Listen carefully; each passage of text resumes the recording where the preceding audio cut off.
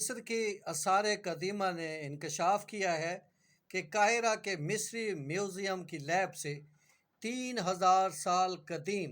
سونے کا کڑا جو ہے وہ پراسرار طور پر جو ہے وہ غائب ہو گیا ہے۔ حکام کے مطابق یہ کڑا فرعون آمد موپ کے دور سے تعلق رکھتا ہے، جو 21ویں سلطنت 1970 یعنی 945 سے 1970 قبل از مسیح میں جو حکومت تھی اس دوران یہ کڑا جو ہے وہ استعمال ہوا تھا، اور پھر یہ آثار قدیمہ سے تعلق رکھتا ہے۔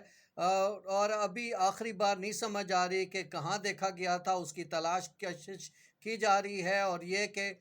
اس میوزیم میں، مصری میوزیم میں تقریباً 1,70,000 سے زائد جو قیمتی نوادرات موجود ہیں، اور اب یہ قیمتی کڑا غائب ہو گیا ہے، اس کی تلاش کا کام جاری ہے۔